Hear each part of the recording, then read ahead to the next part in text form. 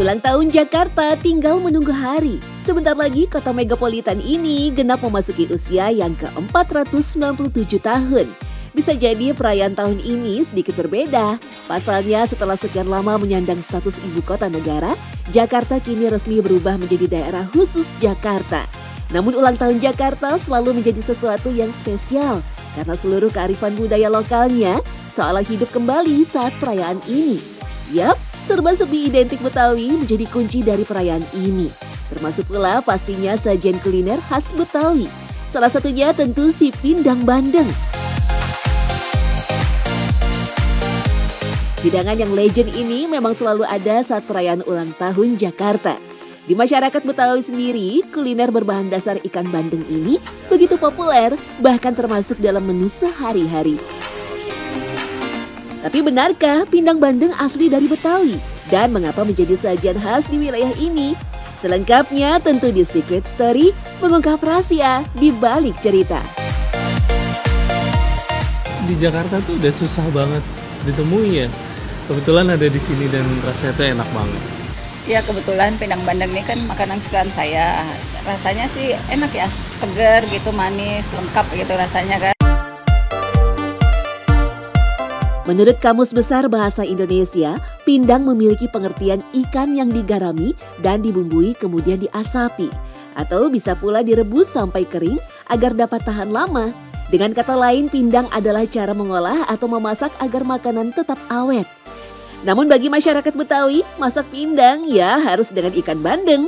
Kalau masak bandeng pun umumnya diolah dengan teknik pindang. Tidak boleh ditumis atau disantan. Jadi memang antara pindang dan bandeng di masyarakat Betawi sudah menyatu banget. Pindang bandeng khas Betawi punya ciri khas yang membuatnya berbeda dengan pindang bandeng dari daerah lain. Perbedaannya terletak pada penggunaan rempah serta penambahan kecap sebagai pemanis dari masakan ini. Si pindang bandeng ini memang dia itu pada saat tertentu khususnya dia pada saat-saat tertentu dia keluar. Bukan berarti pada hari-hari biasa dia nggak keluar. Tentu saja kan orang menyiapkan ikan ini kan nggak setiap hari gitu ya. Oleh karena itu pada hari-hari tertentu, misalnya ketika ada kunjungan lamaran dan di lamaran itu ada acara makan bersama, maka dia keluar. Zaman dahulu di sebagian masyarakat Betawi pesisir, ikan bandeng sering digantung di pagar sebagai pertanda bahwa di rumah itu ada anak gadis yang belum menikah. Dan jika ikan bandeng yang digantung ini hilang, berarti ada pria yang menaksir anak gadisnya. Tradisi ini sudah tidak berlaku lagi di zaman kini. Masyarakat Betawi pesisir sejak tahun 1920-an terkenal sebagai petambak. Mereka sudah membudidayakan ikan jenis bandeng. Karenanya bandeng menjadi sajian yang umum bagi masyarakat Betawi. Dulu kan yang utama itu hidangan ini diberikan kepada bapak-bapak ya, orang-orang laki-lakinya gitu ya. Jadi lebih diutamakan untuk lebih memberikan pelayanan lebih dengan masakan ini kepada oleh istri kepada suaminya. Tentu saja si istri yang memasak ini juga menyukai itu dan akhirnya masakan itulah yang lebih terkenal gitu. Apalagi pada saat-saat tertentu, momen-momen tertentu masakan ini senantiasa keluar pada kegiatan itu. Etnis lain di Jakarta yang begitu menyukai bandeng adalah warga keturunan Tiongkok. Dalam tradisi Tiongkok, ikan adalah simbol kemakmuran dan rezeki. Karenanya bagi masyarakat keturunan Tiongkok, merayakan Imlek dengan sajian ikan. Kata ikan dalam logat atau pelafalan Mandarin adalah yu, yang artinya rezeki. Karenanya mereka berharap memperoleh kemakmuran dan rezeki di tahun yang baru. Sedangkan duri yang banyak pada bandeng menyimbolkan rumitnya kehidupan.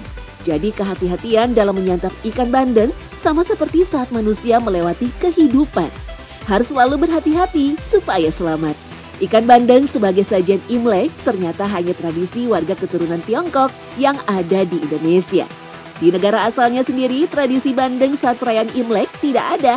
Karenanya orang Tionghoa Jakarta justru menyerap bandeng dari kultur Betawi sejak abad ke-17. Penyebutan Lebaran Cina sebagai Imlek adalah sebutan orang Betawi. Ini menunjukkan penerimaan masyarakat Betawi terhadap Imlek sendiri. Bahkan di saat Imlek tiba, masyarakat Betawi ikut mencari bandeng besar untuk dimasak pindang. Seolah ikan bandeng menjadi barang wajib pada saat Imlek. Perjodohan atau akulturasi dua budaya ini sudah berlangsung cukup lama.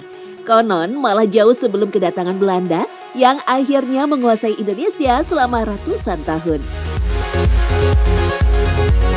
Sebetulnya teknik memasak ya, sama kayak balado. Kalau balado kan kita udah tahu semua yang di sambal merah balado, berarti bercabai. Tapi kalau pindang itu ya dimasak kuah dengan kecap.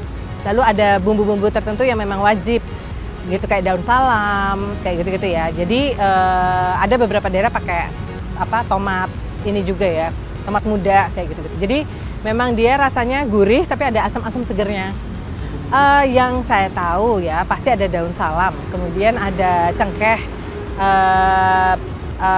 Itu yang mungkin wajib ya. Tapi yang lain-lainnya tuh kayak fleksibel banget. Bawang merah pastilah, bawang putih, bawang merah ya. Saat ini pindang bandeng cukup sulit ditemui. Biasanya menu pindang bandeng hanya ada di restoran-restoran atau warung khas Betawi. Pemilik restoran Betawi pun mengakui bahwa pindang bandeng sendiri saat ini memang bukan menjadi menu utama di restoran atau warung khas Betawi.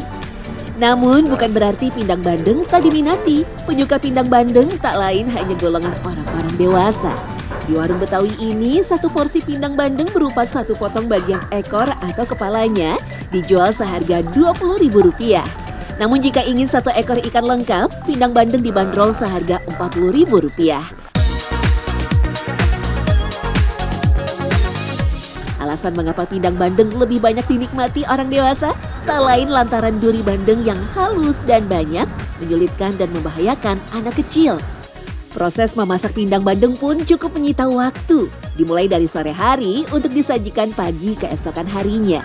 Sebuah bumbu mulai dari kunyit, cabai, bawang merah, asam jawa, sereh, dan salam, serta kecap ditumis.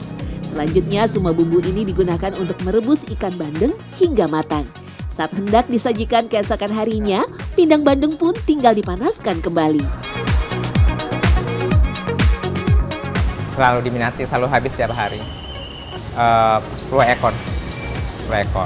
Kita nggak banyak sih, jadi biar selalu fresh. Besok hari ini habis, besok ganti lagi baru kayak gitu terus. Jadi sehari habis aja. Jadi 1 ekor dipotong jadi 2. Jadi kepala sama ekornya. Bagi masyarakat Betawi, memakan ikan bandeng ada filosofinya tersendiri. Ikan bandeng memang terkenal banyak durinya, sehingga kalau memakan ikan bandeng, diharapkan ada banyak rezeki yang tersangkut. Sedikitnya ada sekitar 148 duri halus pada satu ekor ikan bandeng. Semuanya menempel pada bagian daging ikan di punggung, sisi, dan bawah perut. Inilah yang membuat orang-orang semakin enggan memakan ikan bandeng, kecuali yang telah dicabut duri ataupun dimasak presto hingga duri menjadi lunak.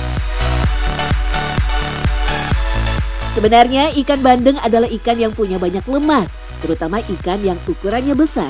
Lemak pada ikan bandeng dapat mengawetkan dagingnya, sehingga bila tidak habis dimakan dalam sehari, ikan bandeng bisa disimpan untuk keesokan harinya. Ini pula yang membuat ikan bandeng menjadi primadona dalam sajian Imlek. Selain memiliki filosofi sebagai bagian dari unsur-unsur alam, bandeng juga menjadi simbol hidup hemat dan awet muda. Lebih jauh, ikan bandeng juga digunakan sebagai simbol penghormatan. Seorang anggota keluarga yang tidak membawa ikan bandeng kepada orang tua dan mertua, bahkan dianggap tidak mempunyai kesopanan. Pindang bandeng ini kan membuat hati girang aja ya. Ada juga yang disebut dengan bindang serani misalnya gitu ya. Itu memang mempunyai makna itu. Kita ini memunculkan rasa riang, rasa girang, rasa apa ya, rasa penghormatan kalau kita disuguhkan makanan ini di tengah-tengah kita makan bersama dengan tetamu-tetamu lain. Jadi makna itulah yang lebih ditekankan kepada oleh orang Betawi. Jadi makna silaturahim, makna rasa kebersamaan itu. Bagaimana? Tertarik menikmati pindang bandeng? Pastinya di momen ulang tahun Jakarta nanti, makanan khas Betawi ini bisa kita nikmati. Bisa jadi satu hari nanti akan ada sajian kreasi pindang bandeng cabut duri ataupun pindang bandeng presto agar masakan khas Betawi ini bisa diterima semua usia.